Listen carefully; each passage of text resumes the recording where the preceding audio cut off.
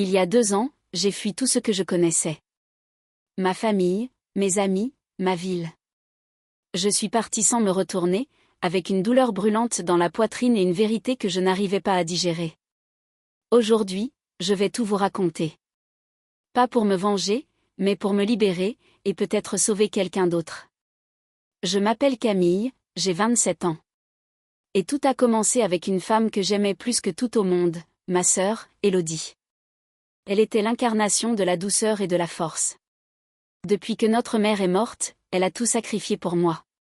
Elle a mis de côté ses rêves, ses envies, pour que je puisse aller à l'université, étudier la communication, sortir de notre province. Et puis, un jour, elle m'a présenté l'homme de sa vie, Adrien. Un homme élégant, intelligent, toujours souriant, d'une gentillesse troublante. Je l'adorais. On aurait dit qu'il sortait d'un roman. Ils se sont mariés. J'étais demoiselle d'honneur. Et pendant 2 ans, j'ai cru qu'elle était heureuse. Jusqu'à ce fameux soir. Ce soir-là, Élodie est rentrée plus tard que d'habitude. Son visage était blême. Elle a murmuré, « Il me trompe ». Mon cœur s'est arrêté. Elle m'a montré un bijou, un collier qu'elle avait trouvé dans la voiture d'Adrien. Un collier avec une gravure, pour c'est, à jamais. Ce collier, c'était le mien. Je l'avais perdu des mois auparavant. Mais il était là, dans sa voiture. Et je l'avais reçu d'un garçon que j'aimais à l'université. Personne d'autre ne savait que c'était le mien. Je n'ai rien dit. J'ai voulu croire à une coïncidence. Mais à partir de ce moment-là, j'ai commencé à observer. Et plus je regardais, plus je voyais les signes, les messages effacés, les appels inconnus, les retards inexpliqués. Une nuit, alors qu'Adrien était censé être en voyage d'affaires, j'ai décidé de vérifier. Je me suis rendue chez eux. J'ai utilisé le double des clés qu'Élodie m'avait confiées. Et là, dans leur salon, j'ai vu 2 verres de vin, encore tièdes. Un sac à main. Une écharpe. Du parfum. J'ai fouillé la maison. J'ai ouvert la chambre. Et je l'ai vue. Une femme dans leur lit. Pas Élodie. Une autre. Mais je n'ai pas pu voir son visage. Elle a crié, s'est couverte, a couru dans la salle de bain. Je suis partie, choquée, le cœur brisé. Mais le lendemain, Élodie a eu un accident de voiture. On m'a dit qu'elle avait perdu le contrôle dans un virage. Qu'elle était morte sur le coup. Je n'y ai pas cru. Et puis, au moment de l'enterrement, un inconnu m'a glissé une enveloppe. Il a disparu avant que je puisse lui parler. Dans cette enveloppe, il y avait une lettre d'Élodie. S'il m'arrive quelque chose, ne crois pas à un accident. Adrien n'est pas celui que tu crois. Et la femme, tu la connais mieux que tu ne le penses.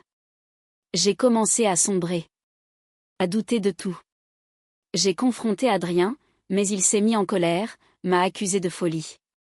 Il a dit que j'étais traumatisée par la mort de ma sœur, que je devais me faire soigner. Et j'ai fini internée. Quelques semaines. Quand je suis sortie, tout était différent.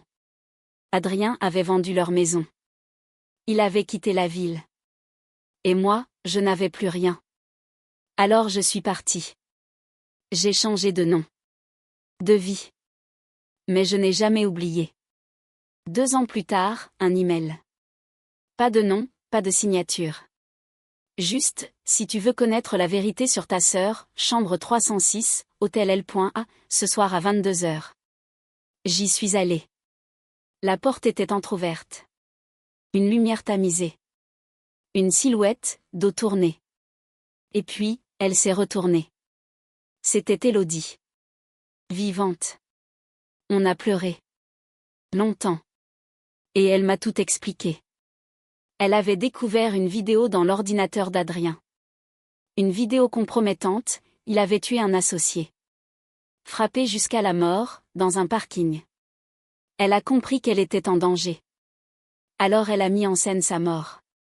Avec l'aide d'un avocat, et d'une alliée inattendue. La femme dans le lit. Celle que je n'avais pas vue. Ce n'était pas une inconnue. C'était Camille. Pas moi, l'autre Camille. La secrétaire d'Adrien. Celle que j'avais toujours soupçonnée. Celle que j'avais haïe. Mais elle aussi avait une raison, le mort dans la vidéo était son fiancé. Les deux femmes trahies se sont alliées. Pendant 2 ans, elles ont rassemblé des preuves. Témoignages. Documents. Enregistrements.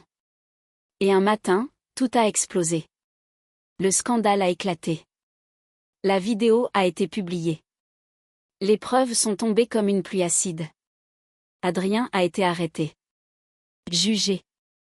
Condamné à 25 ans de prison. Aujourd'hui, Élodie et Camille travaillent ensemble. Elle dirige une organisation pour femmes victimes d'abus. Et moi, je raconte cette histoire. Pas pour me venger. Mais pour que vous sachiez, parfois, les monstres ne se cachent pas sous le lit. Ils dorment à côté de vous. Et ils sourient.